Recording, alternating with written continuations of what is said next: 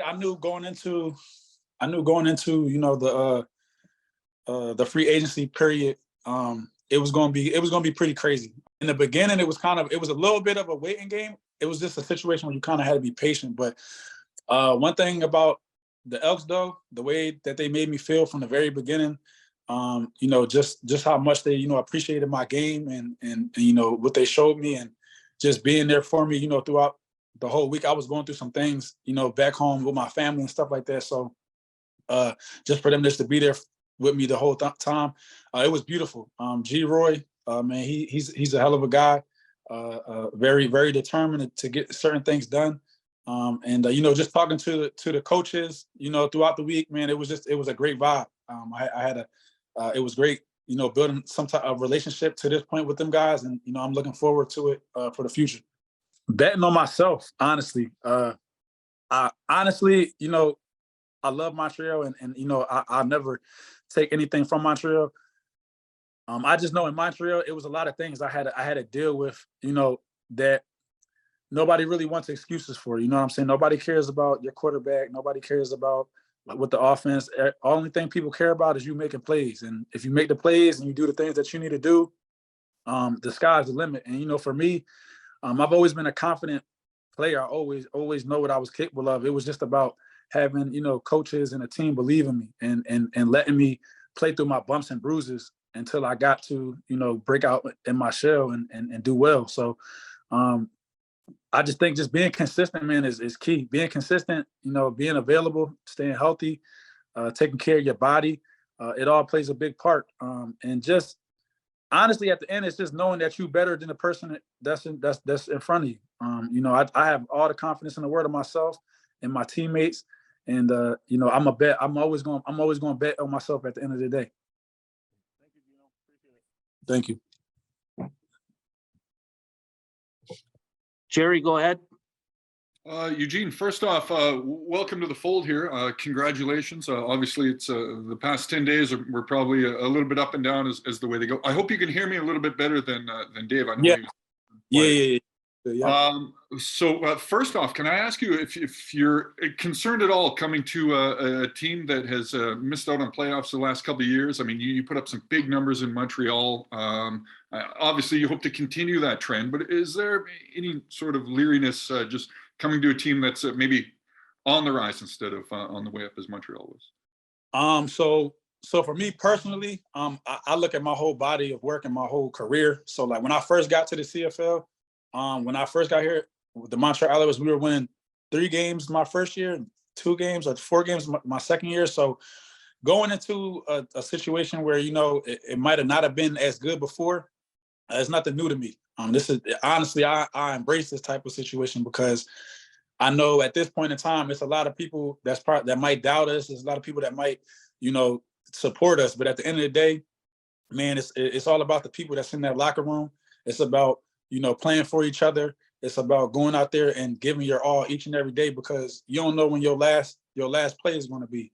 So for me, my thing is, man, if I know my team is going out there giving the best effort, putting the best foot forward, being disciplined, and trying to help each other each and every day, I think the sky's the limit. I think the potential for this team is very high. It's a lot of young guys. It's going to be some more experienced guys that come on this team now, and it's just going to be about protecting the quarterback.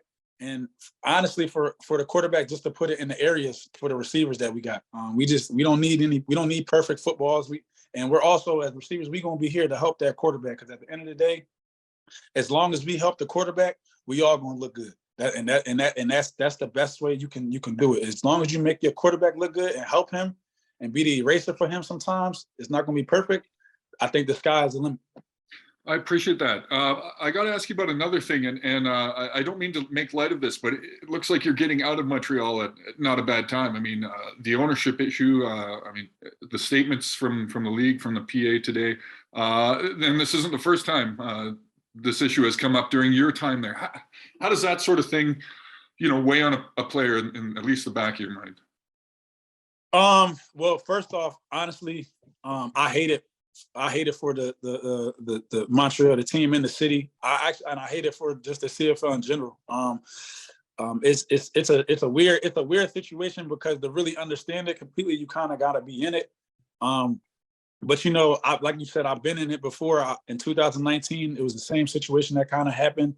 And the CFL owned the team for about 9 or 10 months, and it was hard. It wasn't easy, but the one thing I can say is like you can get through all adversities. You just have to understand there's certain things that come with it. And I just think at this point in my career and right now where I'm at, I just wanted to be able to just play football. I want to go out there, man, and be able to help the young guys, help my teammates, just help the community, and just worry about things like that. When you got ownership situation things going on, it's other things you got to think about. It's another way that you kind of got to move, and you got to be on your P's and Q's because you just never know what can happen. Like it's a chance that the team can fold and it might not, and then telling this and that. So it's just about doing your job. If you do your job and you do what you're supposed to do, everything else will be okay. But I'm happy with my decision, and I just thank God for giving me the opportunity. Thanks for this today. I'll have plenty more to talk to you about in the spring. Thanks. Any more questions for Gino Lewis? Please raise hand. Dave, go ahead. Okay, can you hear me better now? Yeah. Oh, Yeah, I can. Excellent. Sorry about that. That's okay. I know you played for Vernon Adams. You played for Trevor Harris, Taylor Cornelius now. Yep. A lot different than Trevor, but what do you see from Taylor that really excites you? The thing that excites me about him is, for one, I think he's about 6'4", 6'5", so like he really can see over the line. I think that's awesome for a quarterback. He has a strong arm. He showed last year he can throw it downfield. He can make basically all of the throws. And he also has a sneaky little running game. You know what I mean? He has one of those games where you probably don't prepare for it as much for him, but if he asserts that in his game a little bit more, it's just going to make it even more complicated for defenses. But man, listen, I'm here to help him. I'm here to help him grow as a quarterback. My goal has always been as a receiver, has always been to get my quarterbacks paid. And I feel like there's a couple times I've done that, and I've tried to help the best that I can. And I just want to see him do well. He has a lot of potential. I'm excited to get to work with him. And honestly, I just want it to be for him a little more stress off of him. That's all. Like with all the receivers that we have now, like we're trying to make it as easy as possible as we can for him, so then we can just move fast and go quick and do the things that we do. And what about switching divisions, new rivalries? For example, the Battle of Alberta, you're going to be introduced to that, and just how competitive the West is always. You get to jump into the fray. Yeah, well, I mean, for me, I ain't never shied away from no challenge, no anything that might have been harder or anything like that. Personally, I love it, man. Bring whatever people think is difficult or is a challenge.